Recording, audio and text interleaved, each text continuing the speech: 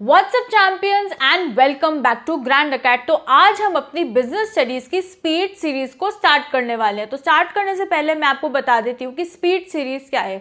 Speed series हमारे पूरे ही internet पे एक बहुत ही ज़्यादा एफिशिएंट और फास्टेस्ट तरीका है अपनी बोर्ड्स और सीयूटी की प्रिपरेशन करने के लिए।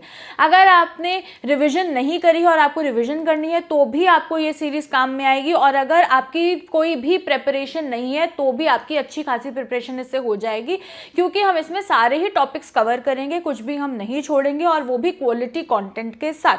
और इसी के साथ साथ मैं आपको ये भी बता देती हूँ कि हमारा बिजनेस स्टडीज चैंपियन कोर्स भी हमने लॉन्च कर दिया है, जिसका लिंक आपको डिस्क्रिप्शन और पिन कमेंट में मिल जाएगा, उसको चेकआउट करना मत भूलना। और आपको अभी इस लेक्चर में मेरे साथ एंड तक बैठना है, डिस्ट्रैक्शन फ्री बैठना है। हम बहुत ही अच्छे से, मज़े से और अच्छे अच्छे एग्जाम्पल्स के साथ जो है बिजनेस स्टडीज को कवर करेंगे। तो अभी आपने मेरे साथ पूरे एंड तक लेक्चर में बने रहना है। तो बच्चों, सबसे पहला हमारा जो चैप्टर है वो है nature and significance of management. अब मैनेजमेंट बच्चों एक ऐसा शब्द है जो हम अपनी रोजमर्रा की, है ना, डेली लाइफ में हम रोजमर्रा यूज करते हैं कि यार मेरे से ये मैनेज नहीं हो रहा, मुझसे वो मैनेज नहीं हो रहा। तो बेसिकली मैनेजमेंट क्या है? मैनेजमेंट का बेसिकली मतलब होता है कि बेटा मेरा कोई गोल है और उस गोल तक पहुंचने के लिए मेरे को बहुत सारी चीजें करनी होती हैं। उन चीजों को मुझे कैसे सही समय पर, सही रिसोर्सेज के साथ, सही लोगों के साथ कंप्लीट करना है, उसको हम मैनेजमेंट कहते हैं। Getting things done is management. अब एक छोटा सा एग्जांपल ले लेते हैं। हम लोग हमेशा क्या बोलते हैं, यार स्कूल के साथ ट्यूशन, ट्यूशन के साथ ऑनलाइन क्लासेस, ऑनलाइन के साथ गर्लफ्रेंड बॉयफ्रेंड फ्रेंड्स, ये मेरे से मैनेज तो कुछ भी नहीं हो रहा, मैनेज कुछ भी नहीं हो रहा। तो इसी को बेसिकली हम मैनेजमेंट कहते हैं। तो इस पूरे चैप्टर में हम पढ़ेंगे कि मैनेजमेंट का मतलब क्या है, मैनेजमेंट क्यों ज़रूरी है, मैनेजमेंट की इंपॉर्टेंस क्या है। उसके बाद हम लेवल्स ऑफ मैनेजमेंट पढ़ेंगे, है ना। उसके बाद हम कोऑर्डिनेशन पढ़ेंगे, फंक्शंस ऑफ मैनेजमेंट पढ़ेंगे। तो हमारा पूरा चैप्टर जो है वो मैनेजमेंट के आसपास हमें देखने को मिलेगा। तो सबसे पहले हम शुरू करते हैं अपने मैनेजमेंट के इंट्रोडक्शन के साथ। अब देखो, successful organisation achieve their goals by following a deliberate process called management. तो मैंने आपको क्या बोला था कि किसी भी इंसान का, किसी भी ऑर्गेनाइजेशन का कुछ ना कुछ गोल होता है। जैसे आप लोगों का गोल होगा कि आप लोगों को बोर्ड एग्जाम में 95% से ज़्यादा लेकर आना है, या फिर किसी का गोल हो सकता है कि मुझे SRCC या शहीद Sukhdev college of business studies जाना है, मुझे रामजस जाना है, मुझे हिंदू जाना है, मुझे अशोका जाना है। तो वैसे ही सब कि ऑर्गेनाइजेशन का कुछ ना कुछ गोल होता है, और उसी गोल को अचीव करने के लिए मैनेजमेंट की हमें ज़रूरत पड़ती है। दूसरी बात, मैनेजमेंट जो है बच्चों वो आपकी एक ऑर्गेनाइजेशन में ही नहीं, जो हम आम तौर पर अपनी देखते हैं कि प्राइवेट हो गया, गवर्नमेंट हो गया, उसके साथ साथ NGOs में भी मैनेजमेंट का रोल होता है। आपके घर को मैनेज करती हैं आपकी मम्मी पापा, उसमें भी मैनेजमेंट का रोल लगता है ना। तो जितनी भी ऑर्गेनाइजेशन है, चाहे वो प्रॉफिट हो, नॉट फॉर प्रॉफिट हो, प्राइवेट हो, पब्लिक हो, हर जगह आपको मैनेजमेंट को देखने को मिलेगी। इसलिए मैनेजमेंट को बोला जाता है इट इज ऑल परवेसिव, मतलब इट इज प्रेजेंट एवरीवेयर। ठीक है। Management is required in all kinds of organisations including business and non business organisations. ठीक है जी। A manager's work consists of a series of interrelated and continuous functions such as planning, organizing and recruiting. अब एक manager का क्या काम है? Manager का काम होता है कि मेरे को, देखो, मैनेजर को लोगों को भी संभालना है, जो ऑर्गेनाइजेशन प्रोसेस है उन्हें उसे भी देखना है। तो उनका क्या काम है कि जितने भी हमारे फंक्शंस है ऑफ मैनेजमेंट, चाहे वो प्लानिंग हो, ऑर्गेनाइजिंग हो, स्टाफिंग हो, डायरेक्टिंग हो, कंट्रोलिंग हो, वो क्या है, जो हमारे फंक्शंस है वो इंटर रिलेटेड है, मतलब आपस में मिले हुए हैं। प्लानिंग नहीं हुई तो ऑर्गेनाइजिंग कैसे होगी, स्टाफिंग कैसे होगी, डायरेक्टिंग कैसे होगी, कंट्रोलिंग कैसे होगी। तो प्लानिंग हो गई तो प्लानिंग के साथ ऑर्गेनाइजिंग भी होगी, स्टाफिंग भी होगी, डायरेक्टिंग भी होगी और कंट्रोलिंग भी होगी। एक सिंपल सा एग्जांपल ले लेते हैं भाई। लेट्स से कि आपके स्कूल में कोई इवेंट होने वाला है, लेट्स से कि कोई कंपटीशन होने वाला है, लेट्स से कोई डिबेट कंपटीशन होने वाला है। अब बेटा उस डिबेट कंपटीशन के लिए सबसे ज़्यादा इंपॉर्टेंट क्या है? प्लानिंग। मतलब कि वो डिबेट कंपटीशन कब होने वाला है, क्या बोला मैंने कि वो डिबेट कंपटीशन कब होने वाला है। तो पहली चीज क्या आ गई? डेट, है ना, कि वो कब होगा। ठीक है। दूसरी चीज, कौन कौन उसमें पार्टिसिपेट करेगा, कौन कौन उसमें पार्टिसिपेट करेगा। ठीक है। अगर वो इंटर कॉलेज कंपटीशन है, इंटर कॉलेज कंपटीशन का मतलब है कि आपके स्कूल के बाहर के स्कूल्स को भी आपको बुलाना पड़ेगा। जैसे लेट्स से अगर स्प्रिंगडेल स्कूल में कंपटीशन होने वाला है तो मैं बाल भारती को भी बुलाऊंगी, मैं सेंट थॉमस को भी बुलाऊंगी, मैं सेंट माइकल्स को भी बुलाऊंगी, मैं रामजस स्कूल को भी बुलाऊंगी, मैं सेंट माइकल्स को भी बुलाऊंगी, है ना, मैं फेथ अकेडमी को भी बुला लूंगी। तो ये हो गया, ठीक है। तीसरी चीज भाई, उसमें अलग अलग कमिटीज भी बनेंगी भाई, अलग अलग, जब भाई कौन डेकोरेशन देखेगा, कौन फाइलें बनाएगा, कौन उसका बजट प्रिपेयर करेगा, कौन उसकी मार्केटिंग पब्लिसिटी करेगा, ठीक है। और उसके साथ साथ मुझे लोग चाहिए, तो कौन कौन लोग होंगे, जो हमारा एचआर का काम हो जाएगा एक तरीके से, ठीक है।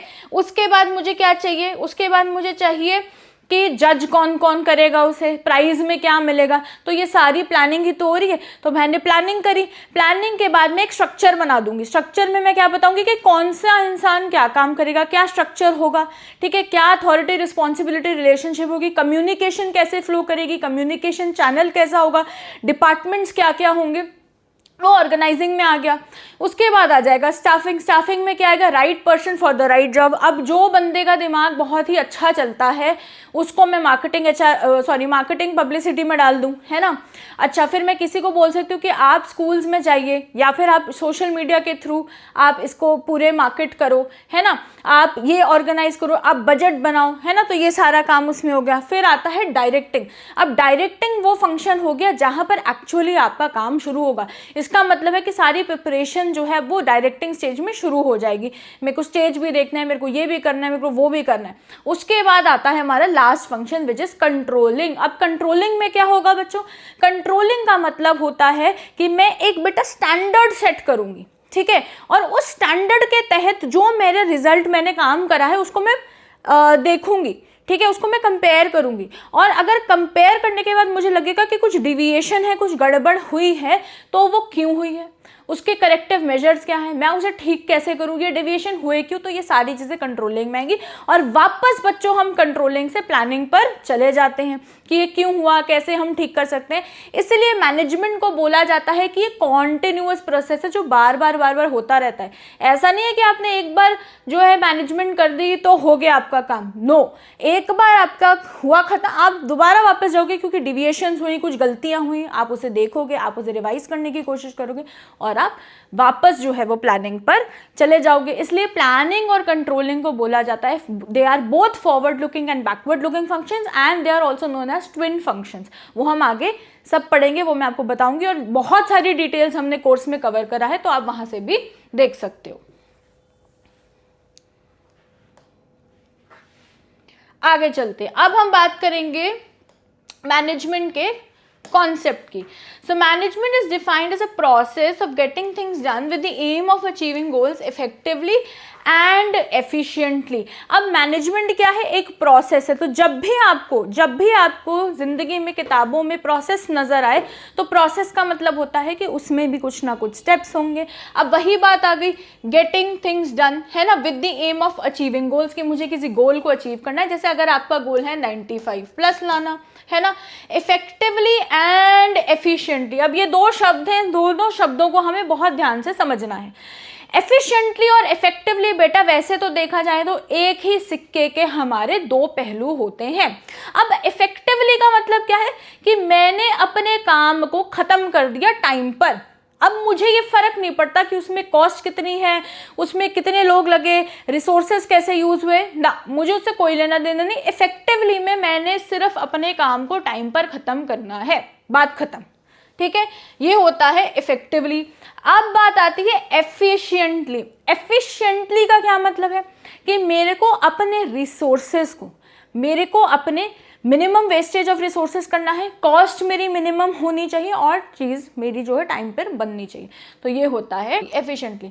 इसमें आपको ध्यान रखना है minimum cost and wastage of resources, ठीक है। क्यों? क्योंकि देखो अगर आपकी कॉस्ट ही बहुत ज़्यादा हो गई तो फिर आप प्रॉफिट या रेवेन्यू कैसे बनाओगे, तो आपका बिजनेस चलेगा कैसे, क्योंकि बिजनेस को चलने के लिए, सर्वाइवल के लिए भी तो पैसा चाहिए होता है। समझ आ गई बात? आगे चलें, ठीक है। Process refers to the primary function of planning, organising, staffing, directing and controlling. Simple वही बात है। Effectiveness means finishing the given task on time, it is concerned with the end result, ठीक है। तो इसका जो कंसर्न क्या है कि मुझे खत्म करना है। अब जैसे मेरे को अगर 50 टेबल बनानी है तो मेरे को सिर्फ 50 टेबल बनानी है, लेट्स से 31 दिसंबर तक। अब उसमें कॉस्ट ज़्यादा लगे, वेस्टेज मेरी हो रही हो, मुझे उससे कोई मतलब नहीं है। पर आपको ये ध्यान में रखना है कि there should be a balance, there should be a balance between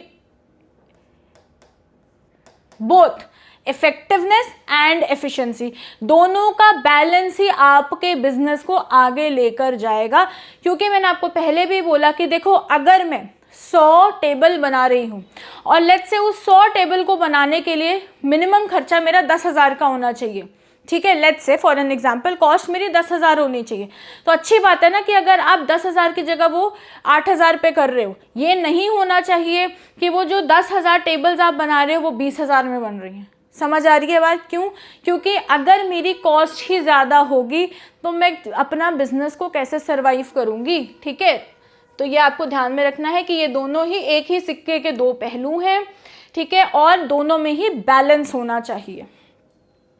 उसके बाद आता है हमारा efficiency.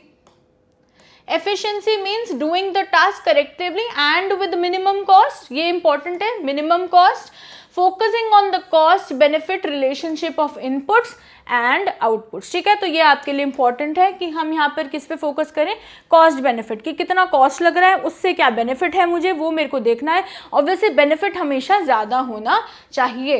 It is important for management to maintain a balance between effectiveness and efficiency. Poor management is due to both inefficiency and ineffectiveness, ठीक है। तो अगर आप चीज़ें ठीक से मैनेज नहीं करोगे, किसी को पता ही नहीं है रिपोर्टिंग रिलेशनशिप्स क्या कहाँ है, किससे बात करनी है, किससे बात नहीं करनी है, किस में कितना बजट है, किसका क्या हिसाब है, मुझे काम कैसे करना है, प्रोसेसेस कैसे हैं, तो फिर कुछ नहीं हो पाएगा, तो फिर आपका प्रोडक्ट ही नहीं बन पाएगा, ठीक है। अब हम बात करेंगे कैरेक्टरिस्टिक्स ऑफ मैनेजमेंट। अब कैरेक्टरिस्टिक्स क्या क्या होंगे? हमने क्या बोला था कि मैनेजमेंट क्यों करी जाती है? मैनेजमेंट बेटा करी जाती है हमारे एंड गोल को अचीव करने के लिए। जैसे आपका एंड गोल है कि आपको बोर्ड एग्जाम में 95% से ज़्यादा लेकर आने हैं, या फिर आपका गोल हो सकता है आपको SRCC जाना है, सुखदेव जाना है, रामजस जाना है, हिंदू जाना है, स्टीफन्स जाना है ना। तो it is a goal oriented process. तो बिना गोल के तो आप कर ही नहीं सकते। अगर आपका कोई गोल ही नहीं है तो आप क्या मैनेज करोगे? सिंपल सी बात है। So it unites the efforts of different individual towards achieving the organisations basic goal.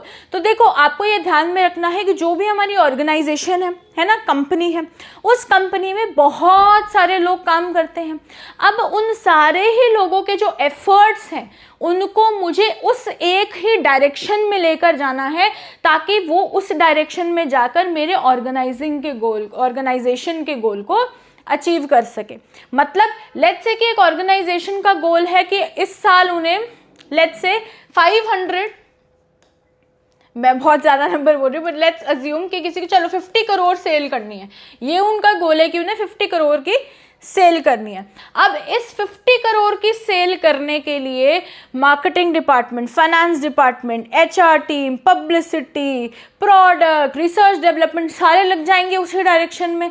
Sales वालों को काम तो डबल हो जाएगा, क्योंकि उन्हें तो वो सारी सेल्स करनी पड़ेंगी, तभी तो कंपनी अचीव कर पाएगी। तो बहुत सारे इंडिविजुअल एफर्ट्स होते हैं जिनको हम आगे ग्रुप्स में बांट देते हैं, और सारे ही एफर्ट्स को हमें उस एक ही डायरेक्शन में लेकर जाना है जहां पर मेरे ऑर्गेनाइजेशन का गोल अचीव हो जाए। Management is all pervasive. मैंने आपको पहले भी बोला था, जब भी परवेसिव वर्ड आपको देखिए, परवेसिव का मतलब है कि इट इज प्रेजेंट एवरीवेयर, हर जगह। आपके घर में, आप हॉस्पिटल जाओगे वहाँ, किसी NGO जाओगे वहाँ, किसी नॉन प्रॉफिट ऑर्गेनाइजेशन में जाओगे वहाँ, चाहे आप एक जिम में चले जाओ, है ना, तो हर जगह आपको मैनेजमेंट देखने को मिलेगी। So it is common to all organisations, चाहे वो इकोनॉमिक हो, चाहे वो बेटा सोशल हो, चाहे वो बेटा पॉलिटिकल हो, है ना। एक पॉलिटिकल पार्टी जो है आज, वो भी एक कंपनी की तरह ही तो काम करती है, ठीक है। ये इसके कुछ एग्जाम्पल्स हैं। आगे चलते हैं। Management is multi dimensional. अब मल्टी डायमेंशनल का क्या मतलब है? मल्टी डायमेंशनल का मतलब होता है कि मैनेजमेंट बेटा एक बहुत ही ज़्यादा कॉम्प्लेक्स, बड़ी ही कॉम्प्लिकेटेड एक्टिविटी है। क्यों? क्योंकि मैनेजमेंट क्या है? मैनेजमेंट में हम काम को मैनेज कर रहे हैं, हम लोगों को मैनेज कर रहे हैं, और हम क्या कर रहे हैं? हम ऑपरेशंस को मैनेज कर रहे हैं। तो इन तीनों चीज़ों को ही मैनेज करना बड़ा ही कॉम्प्लेक्स प्रोसेस है। क्यों? क्योंकि जब भी आप बेटा लोगों से इंटरैक्ट करते हो तो आप ह्यूमन बिहेवियर से इंटरैक्ट कर रहे हो। ह्यूमन बिहेवियर बड़ा ही अनप्रिडिक्टेबल होता है। हर इंसान का बैकग्राउंड, उनका कल्चर, उनकी वैल्यूज, उनकी एथनिसिटी, उनका बैकग्राउंड, उनकी पर्सनैलिटी, वो कैसे रिएक्ट करते हैं, ये सब बिल्कुल ही अलग अलग होता है। तो उनको मैनेज करना बड़ा ही मुश्किल है। फिर काम है ना, वो देखना, और ऑपरेशंस। ऑपरेशंस का क्या मतलब है? वो प्रोसेस जहां पर हम अपने रॉ मटेरियल को फिनिश गुड प्रोड्यूस करने में, जो हमारा ट्रांसफॉर्मेशन प्रोसेस होता है रॉ मटेरियल को फाइनल गुड्स में प्रोड्यूस करने का, उसको हम ऑपरेशंस कहते हैं। ये एक सेपरेट सब्जेक्ट होता है ऑपरेशंस मैनेजमेंट का, जो आप आगे पढ़ोगे। ठीक है जी। सो मैनेजमेंट क्या है? Management is the multi dimensional, it is a complex activity with 3 main dimensions. पहला है मैनेजमेंट ऑफ वर्क, काम को मैनेज करना। ट्रांसलेटिंग ऑर्गेनाइजेशंस वर्क, जैसे manufacturing a product into goals to be achieve. ठीक है। दूसरा, management of people, dealing with human resources who are the organization's greatest assets, involve managing both individuals and groups। जो मैंने आपको पहले भी बोला था कि मैनेजमेंट ऑफ में काम में क्या करना है कि ये मेरा पूरा प्रोसेस है। जब मैं अपने काम को जो है वो शुरू कर रही हूँ, वो ट्रांसफॉर्म हो रहा है मेरा प्रोडक्ट और वो चल रहा है। सर्विस बेस्ड है तो वो अलग होगा। अब आती है बात लोगों की। मैंने आपको पहले भी ये बताया था कि जब भी हम लोगों को मैनेज करने की बात करते हैं तो हमें उन्हें एज ए इंडिविजुअल भी देखना है, क्योंकि वो जब कंपनी को ज्वाइन करें वो एज एन इंडिविजुअल करते हैं, और उन इंडिविजुअल्स की अपनी अपनी नीड्स भी होती हैं, एस्पिरेशंस भी होती हैं, गोल्स भी होती हैं, है ना। अभी हम आगे पढ़ेंगे जिसमें मैस्लोज नीड हायरार्की थ्योरी पढ़ेंगे, है ना, उसमें हम बात करेंगे। तो हमें इंडिविजुअल्स को भी और एज ग्रुप्स को भी मैनेज करना होता है। फिर आता है बेटा management of operations, that is managing the production process that transforms inputs into desired output. जो मैंने आपको बताया था, ये वो सफर है जहां पर हमारा रॉ मटेरियल ट्रांसफॉर्म होगा इनटू फिनिश्ड गुड्स। जैसे मैंने वुड लिया और उस वुड को मैंने ट्रांसफॉर्म किया into a table, into a chair, into a door. तो वो जो पूरा प्रोसेस है कि मैं लकड़ी लेकर आई, उसको छीला, उसको ये किया, उसकी मेजरमेंट्स ली, उसको जोड़ा, है ना, ये सारा पूरा प्रोसेस हमारा इसमें आ जाएगा। आगे चलते हैं। मैनेजमेंट जो है बेटा, it is a continuous process. ये मैंने आपको पहले भी बताया था that management is a continuous process. ये चलता ही रहता है, ये कभी भी नहीं रुकता है। ऐसा नहीं है कि आज आपने एक बार मैनेजमेंट कर ली, कल आपको करने की ज़रूरत नहीं पड़ेगी, है ना, ऐसे तो नहीं होता। So management is a continuous process, it is a series of continuous composite but separate functions. POSDC का क्या मतलब है? Planning, organising, staffing, directing, controlling. Simultaneously perform हो रहा है। प्लानिंग भी चल रही है, साथ साथ में ऑर्गेनाइजिंग का भी काम हो रहा है। अब जैसे हम अपनी मदर्स का ले लेते हैं, तो मदर्स क्या करती हैं, एक दिन पहले ही, रात से ही वो शुरू हो जाती हैं कल का सारा रूटीन बनाना। कितने बजे उठना है, ब्रेकफास्ट में सबको क्या देना है, लंच में सबको क्या देना है, किसने कितने बजे जाना है, उन्होंने अगर वो वर्किंग है तो वो कितने बजे जाएंगी, है ना, ये सब मैनेजमेंट ही तो हो रही है। साइमल्टेनियसली उनका काम जो है वो चले जा रहे हैं। देन मैनेजमेंट जो है वो एक ग्रुप एक्टिविटी क्यों है? क्योंकि बहुत सारे लोग जो हैं एक ऑर्गेनाइजेशन के गोल को अचीव करने में लगे हुए हैं, है ना, तभी तो वो ग्रुप एक्टिविटी है। इसलिए the coordination to guide the efforts of diverse individual towards a common organisation goal. अब कोऑर्डिनेशन का क्या मतलब है? कोऑर्डिनेशन का मतलब होता है बेटा सिंक्रोनाइजेशन। इसका मतलब है कि लोगों को पता होना चाहिए कौन क्या करेगा, कैसे करेगा, द चैनल ऑफ कम्युनिकेशन क्या है, लोगों को आपस में कोऑर्डिनेट करना पड़ेगा। देखो, जो कोऑर्डिनेशन है वो आपका फॉर्मल अथॉरिटी से आता है, आपके ऑर्गेनाइजेशन स्ट्रक्चर से आता है। फिर एक शब्द आता है आगे, कोऑपरेशन। अब कोऑपरेशन और कोऑर्डिनेशन में फ़र्क होता है। कोऑर्डिनेशन जो है बच्चों, वो हमारे ऑर्गेनाइजेशन की हायरार्की से आता है, वो हम बाउंड है करने के लिए। And coordination is the essence of management. Synchronicity आपको करनी पड़ेगी। अगर कोऑर्डिनेट आप नहीं करोगे तो अपना अचीव ही नहीं कर पाओगे। क्योंकि अगर कोई प्रोडक्ट बन रहा है, लेट्स से कि कोई XYZ कंपनी है और वो माइक बनाती है, ठीक है। अब जब वो माइक बना रही है तो उसमें रिसर्च टीम है, फाइनेंस टीम है, मार्केटिंग टीम है, प्रोडक्ट टीम है, फिर साउंड के लिए कोई अलग टीम होगी, इंजीनियरिंग की अलग टीम हो, तो सब आपस में मिलके जब बैठ के बातचीत नहीं करेंगे, आपस में सिंक्रोसिटी नहीं रखेंगे, तो प्रोडक्ट नहीं बन पाएगा, ना वो प्रोडक्ट बिकेगा। फिर आती है बेटा कोऑपरेशन। अब कोऑपरेशन क्या होती है? कोऑपरेशन बेटा इनफॉर्मल रिलेशनशिप से आती है। कोऑपरेशन में हम क्या होता है कि हम लोग, मेरा मन है तो चलो मैं इसकी मदद कर दूं, ऐसी वाली बात होती है कोऑपरेशन। तो जैसे फॉर एन एग्जांपल ले लेते हैं कि हमारे जो हिस्ट्री के टीचर हैं दिव्य तिवारी, ठीक है, लेट्स से कि वो किसी प्रोजेक्ट पे काम कर रहे थे, तो उन्होंने मुझे अपना प्रोजेक्ट वैसे ही दे दिया कि मैम आप एक बार देख लो, अगर आपको कुछ कंटेंट में कमी लगे, स्ट्रक्चर में कुछ गड़बड़ी है तो आप मेरे को एक बार देख के बता देना, ठीक है। तो मैंने बोला ठीक है सर, आप मेरे को भेज दो, मैं देख लूँगी। तो यहाँ पे कोऑपरेशन कर लिया ना हमने बेसिकली कि ठीक है मैं आपके लिए कर दूंगी। ऐसा कोई मुझे बाउंड नहीं था, ना मुझे ऊपर से ऋत्विक सर ने ये करने को बोला था, बट हाँ ये हमारी म्यूचुअल अंडरस्टैंडिंग थी, कोऑपरेशन था कि ठीक है मैं उनकी हेल्प कर देती हूँ। सो हमेशा याद रखना कोऑर्डिनेशन अलग होता है और कोऑपरेशन अलग होता है।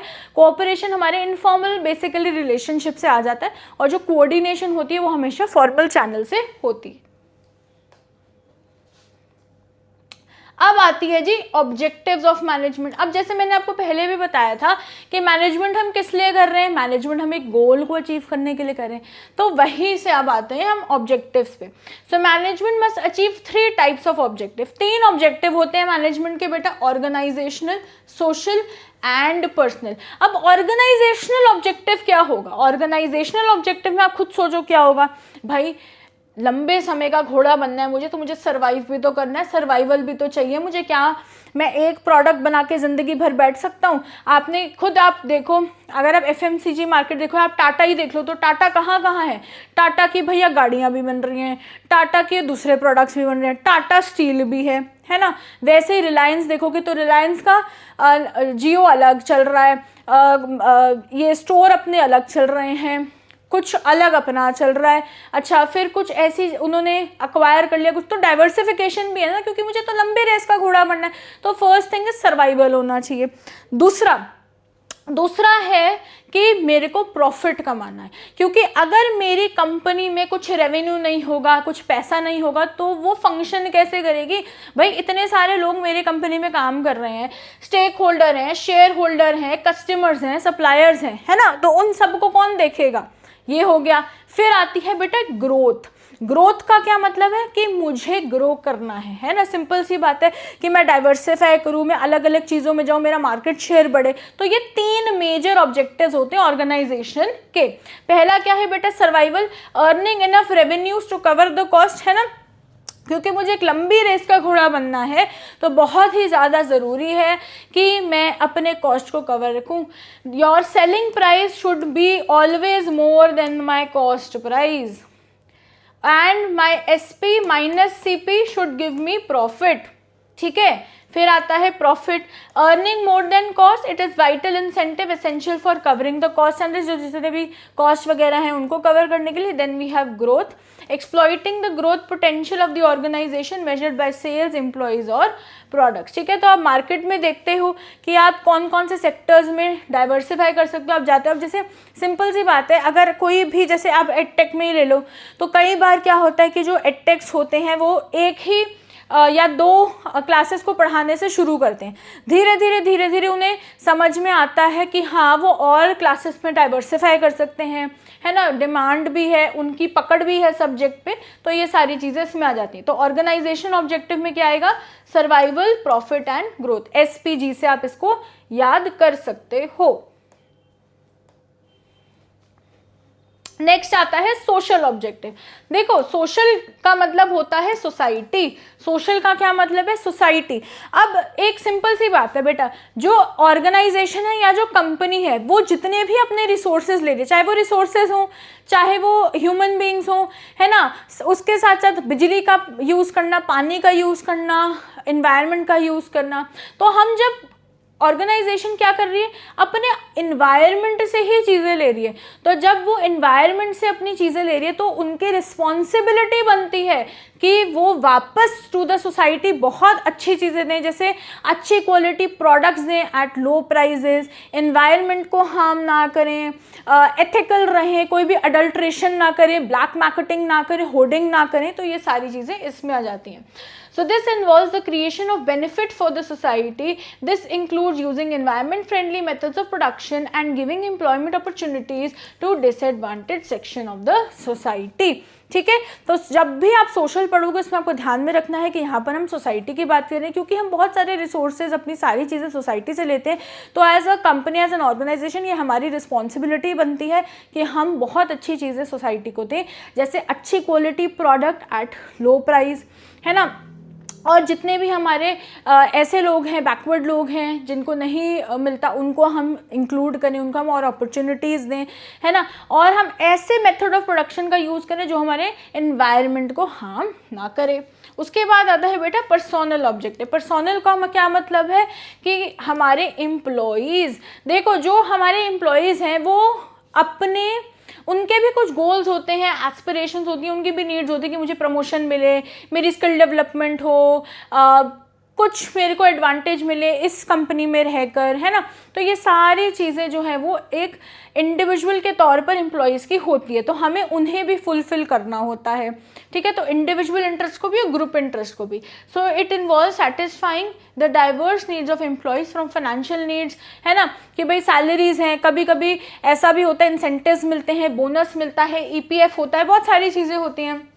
उनके सोशल नीड्स का क्या मतलब है कि उन्हें रिकग्निशन मिलनी चाहिए, है ना, कि उनका जो काम है वो रिकग्नाइज हो रहा है. और साथ में ही ना क्या होता है कि उनके दोस्त यार भी हों कंपनी में. ठीक है, फॉर्मल रिलेशनशिप तो जो है वो है.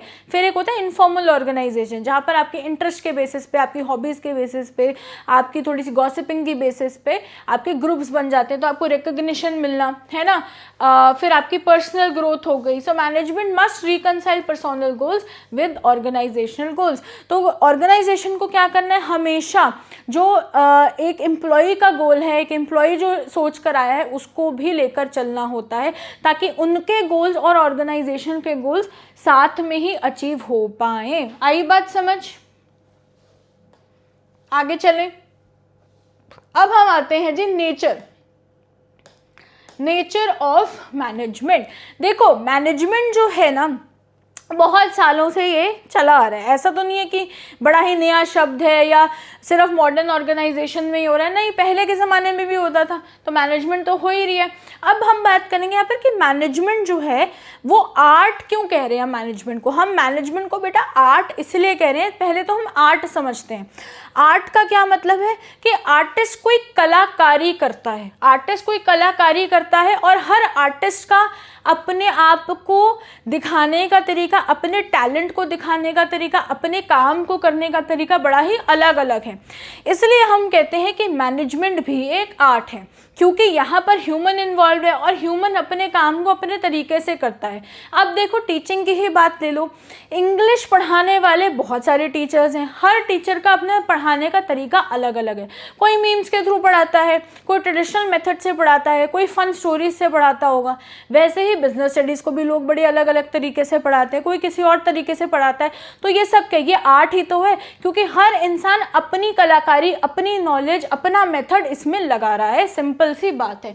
सो आर्ट क्या है, is the skilful and personal application of existing knowledge. मैंने यही तो बोला कि अपनी नॉलेज को अलग अलग तरीके से करना. ठीक है, it is an art because, क्योंकि देखो हमारे पास थियोरेटिकल नॉलेज है ना, हमारे पास थियोरेटिकल नॉलेज है. अब ये आप क्या पढ़ रहे हो, थ्योरी तो पढ़ रहे हो. अब इस थ्योरी को आपको बताना, आपको पढ़ाना, टेक्निकलिटीज़ बताना, मीम्स के थ्रू, स्टोरीज़ के थ्रू, एग्जाम्पल्स के थ्रू, केस स्टडीज़ के थ्रू, वो हमारा काम है. तो वो हर इंसान का अलग तरीके का होता है. So existence of theoretical knowledge, there is a lot of literature on management. ठीक है, अगर आप आगे BCom, BBA, MBA करोगे तो अब वहाँ पर फ्योल हैं, टेलर हैं, हाइजीन थ्योरी है. आपको इतने सारे एक्सपेरिमेंट्स आप HR में पढ़ोगे कि एक फैक्ट्री होती है, उस फैक्ट्री में जो है लाइट्स अलग अलग तरीके की चल रही होती है, उसमें वो लोग मेजर करते हैं. तो ये बहुत सारी चीज़ें जो आप आगे पढ़ोगे.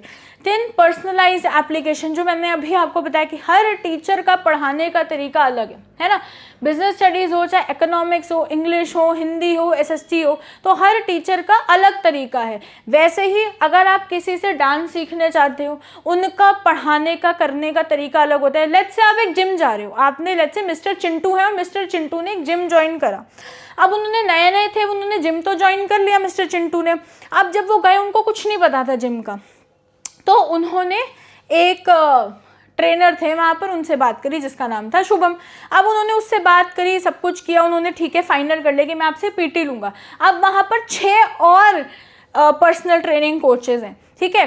अब आप वहाँ पे देखना कि हर ट्रेनर की, क्योंकि नॉलेज अलग अलग है, उनका एक्सपीरियंस अलग अलग है, हर चीज़ को कराने का तरीका अलग अलग है, समझ अलग अलग है, टेक्निक भी अलग अलग है।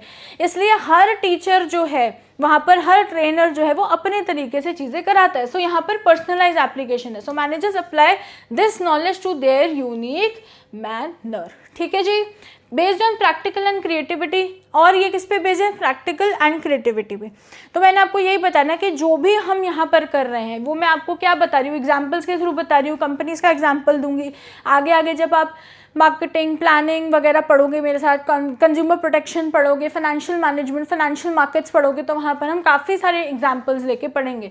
सो it involves the creative practice of knowledge and manager achieve perfection after long practice. अब बार बार एक चीज़ को जैसे जैसे टीचर पढ़ाता जाता है, उसको काफ़ी ईयर्स ऑफ एक्सपीरियंस होता है, तो वो एक एक्सपर्ट बन जाता है। सिंपल। आगे चलते हैं, management as a science. But बेटा एक चीज़ याद रखना, जब हम मैनेजमेंट एज अ साइंस की बात कर रहे हैं ना, तो हम इसको बोलेंगे it is an inexact science. क्या बोला मैंने? It is an inexact science. ये एक इनएग्जैक्ट साइंस है। अब ये इनएग्जैक्ट क्यों है? क्योंकि यहां पर बेटा ह्यूमन इन्वॉल्वमेंट है, ह्यूमन बिहेवियर को पढ़ा जाता है,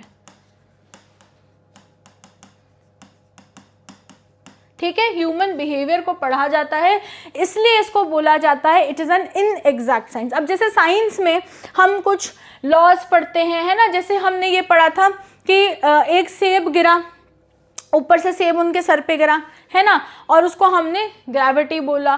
तो वैसे ही यहाँ पर भी हम गाइडिंग प्रिंसिपल्स पढ़ेंगे, कुछ एक्सपेरिमेंट्स पढ़ेंगे, है ना, कुछ फ्योल और टेलर की प्रिंसिपल्स पढ़ेंगे। बट हमें हमेशा ये ध्यान में रखना है कि क्योंकि मैनेजमेंट में हमेशा हम ह्यूमन बिहेवियर, हम लोगों से इंटरैक्ट करते हैं और लोगों को समझना बड़ा ही मुश्किल है, बड़ा ही कॉम्प्लिकेटेड है। क्यों? क्योंकि हर इंसान की पर्सनालिटी, उनका सोचने का तरीका, उनका बैकग्राउंड, उनकी एथनिसिटी, वो कैसे काम करते हैं, वो कहाँ से आए हैं, तो ये सारी चीज़ें जो है वो इसमें मैटर करती हैं। आ गई समझ? ठीक है। So science is an systematised body of knowledge that explains general truths, ठीक है। It is a science because it has systematised body of knowledge. Management has its own theory and principles, ठीक है। तो मैनेजमेंट की भी अपनी theories हैं, अलग अलग प्रिंसिपल्स हैं, जैसे हम फ्योल और टेलर के भी पढ़ेंगे। और जब आप बीकॉम, बीबीए, एमबीए करोगे तो आप और भी पढ़ोगे, जैसे आप हाइजीन थ्योरी पढ़ोगे, आप कैरेट एंड स्टिक अप्रोच पढ़ोगे, आप जेड थ्योरी पढ़ोगे जो जापान की है। तो बहुत सारी चीज़ें यहाँ पर हम पढ़ेंगे, ठीक है। बस आपको ये दो मैंने जो आपको कीवर्ड यहाँ पर बताए हैं, आपको वो ध्यान में रखने हैं कि it is an inexact science, ठीक है जी।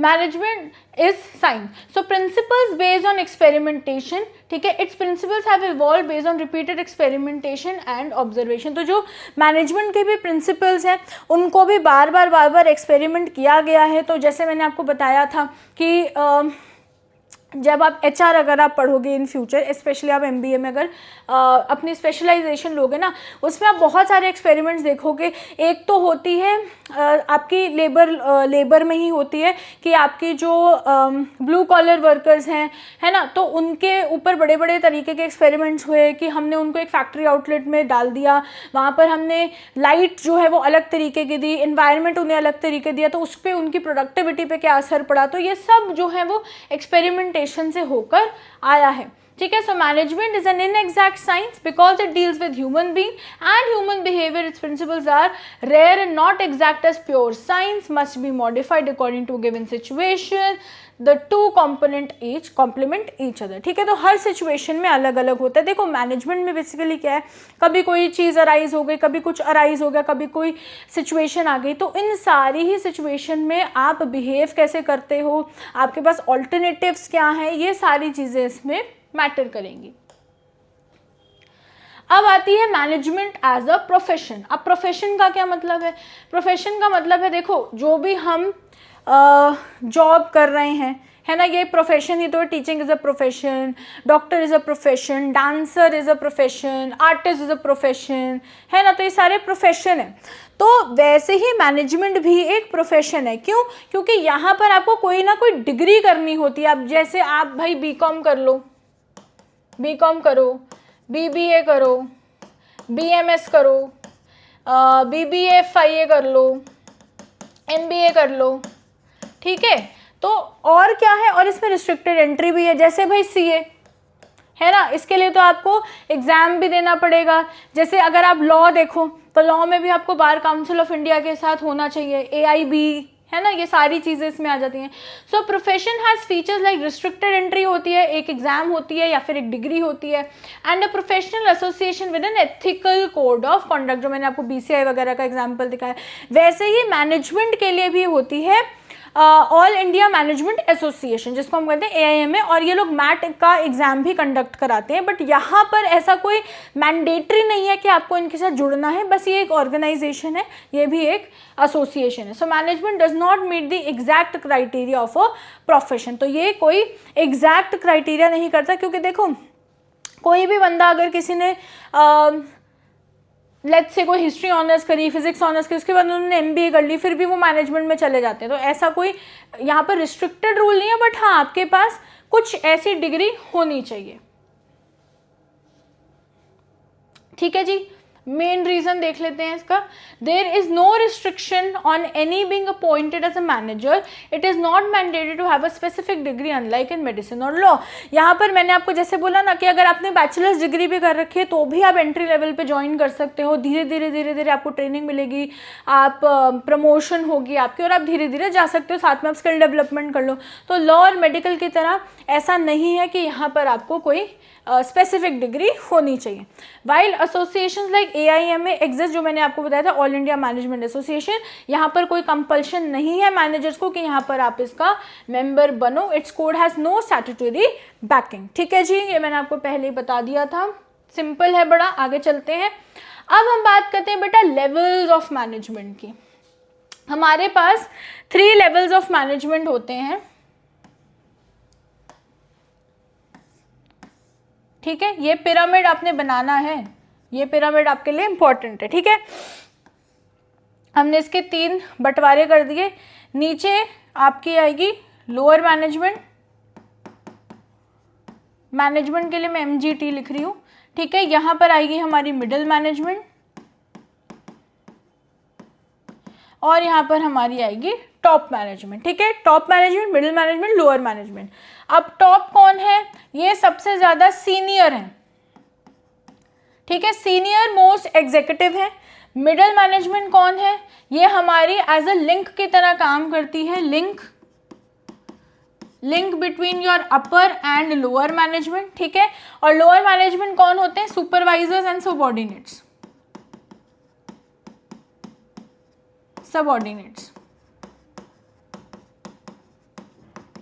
ठीक है जी।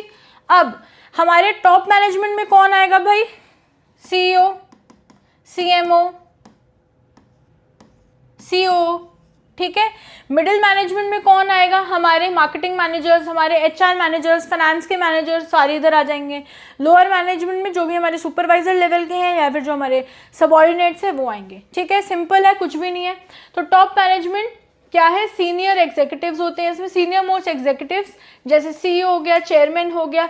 दे फॉर्मुलेट ओवरऑल ऑर्गेनाइजेशन गोल्स। अब इनका काम क्या होता है? इनका सारा काम होता है प्लानिंग का एंड स्ट्रेटेजिक प्लानिंग का। ये सारे के सारे आपके जो स्ट्रेटेजिक मूव्स हैं, आपके स्ट्रेटेजिक प्लान है, आपके जो बहुत ही इंपॉर्टेंट डिसीजंस होते हैं, बहुत लॉन्ग टर्म वाले डिसीजंस होते हैं, क्या स्ट्रैटेजी अपनानी है, फाइनेंसेस का कैसे करना है, रेस कैसे करना है, कैपिटल बजटिंग कैसे होगी, अगर मुझे कोई एक्विजिशन करना है, मर्जर करना है, एक्वायर करना है, मर्जर करना है, तो वो कैसे होगा? तो ये सारे डिसीजन बेटा टॉप मैनेजमेंट लेती है। They formulate overall organisational goals and strategies, are responsible for the welfare and survival of the organisation. ठीक है, तो जैसे आपने शार्क टैंक में भी देखा होगा, तो वहाँ पे फाउंडर्स ही जाते हैं ना स्टेक लेने के लिए, बस यही है इसमें।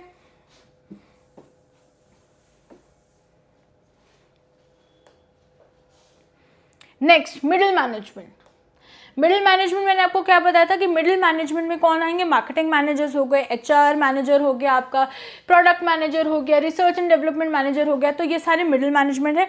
अब मिडिल मैनेजर्स का काम क्या है? वो लिंक करता है हमारे टॉप मैनेजमेंट को लोअर मैनेजमेंट में। तो जो भी कम्युनिकेशन ऊपर से आती है, जो भी कम्युनिकेशन ऊपर से आती है, मतलब जैसे ऋत्विक सर ने कोई कम्युनिकेशन की, तो वो मैं जो हूँ वो मैं नीचे की तरफ दूंगी, जितने भी लोग हमारे नीचे काम कर रहे हैं। समझ आ गई?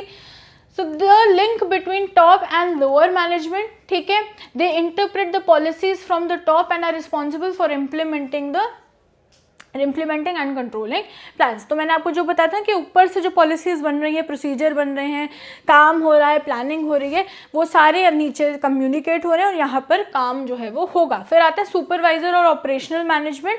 ठीक है, लोअर लेवल है हमारे, जिसमें फोरमैन एंड सुपरवाइजर आते हैं। They directly oversee the efforts of the workforce and interact with actual workforce. They ensure quality of output is maintain and wastage is minimise. तो यहाँ पर इनका क्या काम है कि हम देखेंगे कि हमारे जो डे टू डे काम है वो कैसा हो रहा है, वर्क फ्लो कैसा है, कम्युनिकेशन ठीक हो रही है नहीं हो रही, हमारे डेली टारगेट जो है, टू डू लिस्ट है, वो सारी चीज़ें ठीक से चल रही हैं या नहीं चल रही हैं, ये यहाँ पर इनका काम होता है। ठीक है जी, अब आते हैं हमारे फंक्शंस ऑफ मैनेजमेंट। सबसे पहला प्लानिंग, हमने बोल दिया था पहले ही। अब एक चीज़ बताती हूँ मैं। लेट्स से कि हम कोई एक अपने स्कूल में कोई स्पोर्ट इवेंट कराते हैं। ठीक है, लेट्स से हम बास्केटबॉल कंपटीशन करा रहे हैं। ठीक है, हमने सोचा हम बास्केटबॉल कंपटीशन करा रहे हैं और ये बास्केटबॉल कंपटीशन जो है वो 30 दिसंबर 2025 को होने वाला है।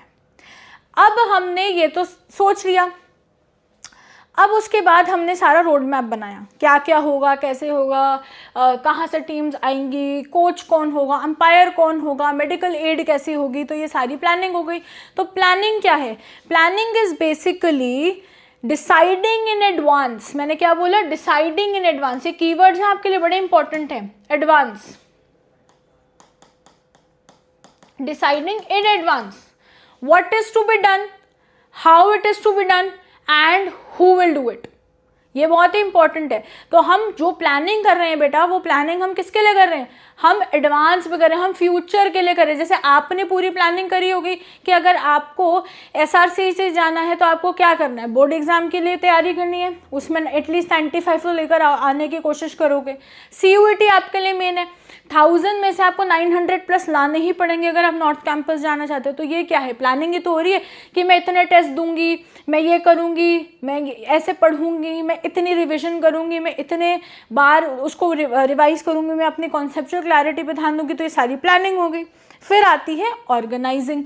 ऑर्गेनाइजिंग में क्या हो रहा है? हमारा स्ट्रक्चर डिसाइड हो रहा है, काम कैसे होगा, लोगों की रिस्पॉन्सिबिलिटीज़ क्या हैं, लोग कम्युनिकेट कैसे करेंगे, हमारी डिपार्टमेंट क्या क्या होगी, डिपार्टमेंटलाइजेशन वगैरह इसमें हो गई। फिर आता है स्टाफिंग, मतलब right person for the right job, right person for the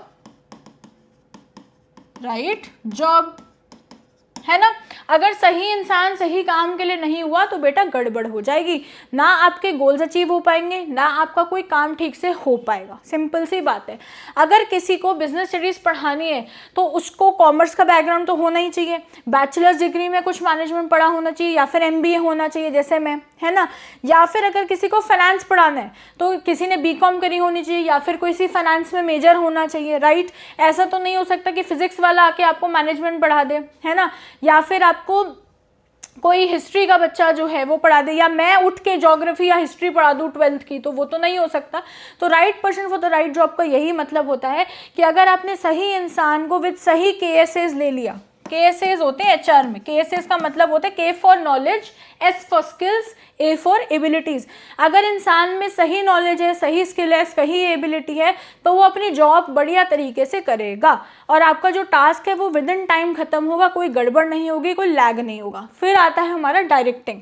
directing वो हमारा फंक्शन है बेटा जहाँ पर एक्चुअल में पहली बार हमारा काम जो है इन एक्शन में आएगा। यहाँ पर मैनेजर का रोल क्या है? कम्युनिकेट करना, आपको लीडरशिप, बड़ी अच्छी लीडरशिप देना, आपको मोटिवेट रखना कि आप बहुत अच्छे से काम कर पाओ, आपको कोच करना, आपको बहुत ही ज़्यादा अच्छी मेंटोरशिप देना, ये सारा आता है हमारा डायरेक्टिंग में। फिर हमारा लास्ट फंक्शन होता है कोऑर्डिनेशन। कोऑर्डिनेशन में क्या हो रहा है? कोऑर्डिनेशन में हम जो हमने स्टैंडर्ड सेट किया था, हम वहाँ से देखते कि हम उस स्टैंडर्ड पे पहुँचे या नहीं पहुँचे। अगर हम नहीं पहुँचे तो क्या क्या डिविएशन हुई, वो डिविएशन क्यों हुई, क्या रीज़न था, हम उसको ठीक कैसे कर सकते हैं। इसी चक्कर में हम वापस घूम के प्लानिंग पर आते हैं और इसलिए प्लानिंग और कंट्रोलिंग को हम बोलते हैं कि both are backward looking and forward looking function, क्योंकि कंट्रोलिंग से वापस आप प्लानिंग पे जाते हो, प्लानिंग से वापस आप कंट्रोलिंग पे आते हो चीज़ें देखने के लिए। And they are also known as twin functions. आगे समझ। और ये जितने भी हमारे फंक्शंस हैं ये सारे इंटर रिलेटेड हैं, आपस में कनेक्टेड हैं। कोऑर्डिनेशन बहुत ज़्यादा इंपॉर्टेंट है इनमें, ठीक है जी।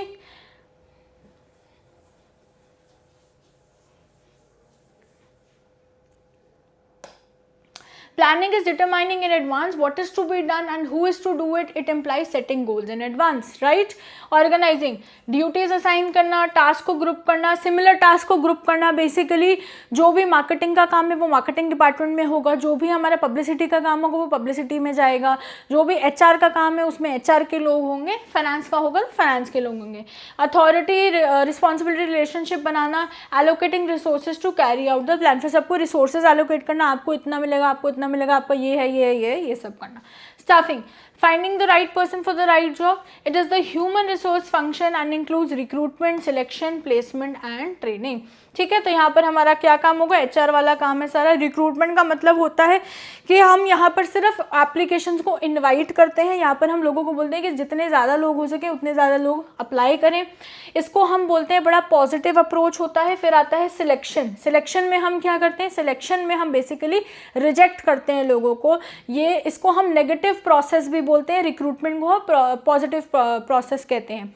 सिलेक्शन में हम क्या करें? हम लोगों को रिजेक्ट करें कि जो भी हमारे JD में, मतलब जॉब डिस्क्रिप्शन में नहीं बैठ रहा उसको रिजेक्ट कर दो, इंटरव्यू का बेस है उसको रिजेक्ट कर दो, ऐसे करके हम यहाँ पे रिजेक्ट करते हैं, ठीक है। फिर आता है प्लेसमेंट। प्लेसमेंट में क्या होता है कि जो कैंडिडेट हमने चुना है उसको हम जॉब पोजीशन पे जाके बेसिकली लेके जाएंगे। फिर ट्रेनिंग। ट्रेनिंग जो है वो आपको छोटे छोटे समय के लिए दी जाती है। जैसे अगर आपने न्यू ज्वाइन किया है तो हम आपको ट्रेनिंग देंगे कि आपको कैसे काम करना है, आपको बात कैसे करनी है, हम आपको फेमिलियर कराएंगे कि यहाँ पर काम कैसा होता है, वो सारा ट्रेनिंग में आता है।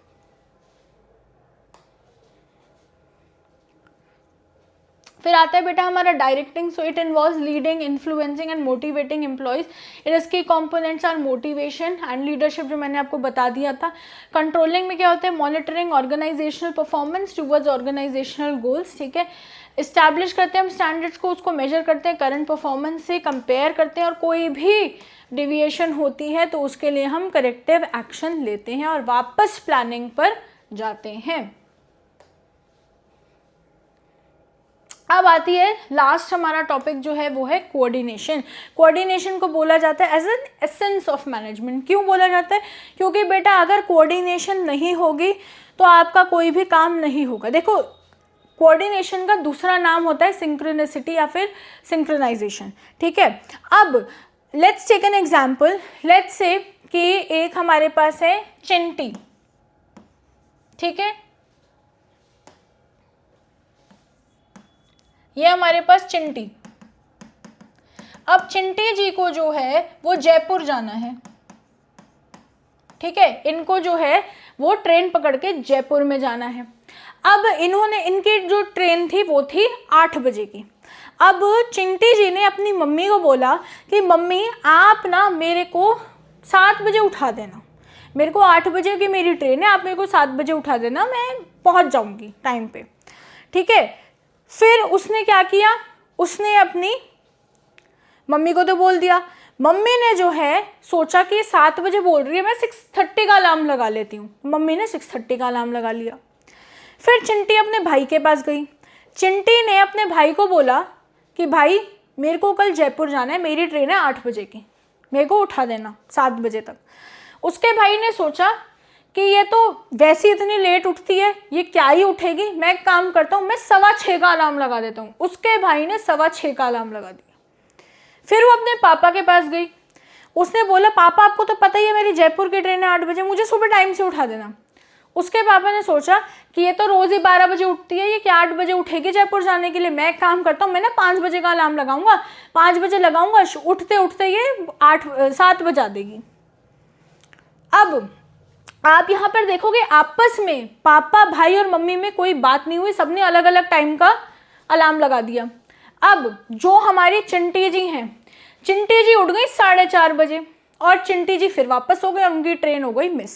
तो यही होता है जब आपस में लोग कोऑर्डिनेट नहीं करते हैं, बातचीत नहीं करते हैं, जब लोगों को पता ही नहीं होता है कि क्या गोल मुझे अचीव करना है और उस अचीव करने के लिए सबका योगदान इंपॉर्टेंट है और वो सिंक्रोसिटी में होना चाहिए, इसलिए गड़बड़ हो जाती है। आ गई समझ?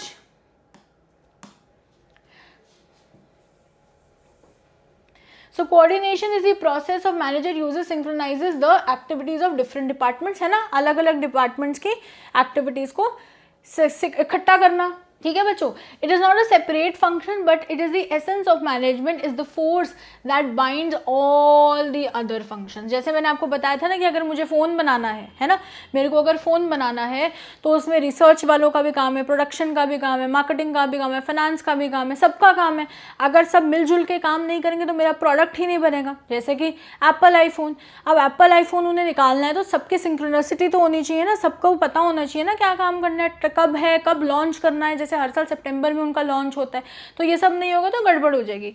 It is implicit and inherent to all function, it begins at planning and continues through controlling. So planning से शुरू होता है और कंट्रोलिंग तक ये कंटिन्यू चलता रहता है ना जी। It is a deliberate function. Deliberate का क्या मतलब है? विलिंगली, कि मुझे विलिंगली करना पड़ेगा, क्योंकि अगर मैं खुद से विलिंगली अपनी मर्जी से नहीं करूँगी फॉर्मली तो मेरा प्रोडक्ट, मेरा गोल जो है वो ऑर्गेनाइजेशन का वो बेटा अचीव ही नहीं हो पाएगा। So it is deliberate function, it is not the same as cooperation. जैसे मैंने आपको याद है, मैंने आपको स्टार्टिंग में ही कोऑर्डिनेशन और कोऑपरेशन जो है उसका डिफरेंस समझा दिया था, जो आपको वैसे कहीं पे इतनी चीज़ें कोई समझाएगा ही नहीं जो मैंने आपको समझाया। और यही सारी यूनिक चीज़ें विद यूनिक एग्जाम्पल आपको सब जो है वो कोर्स में भी मिलेगा।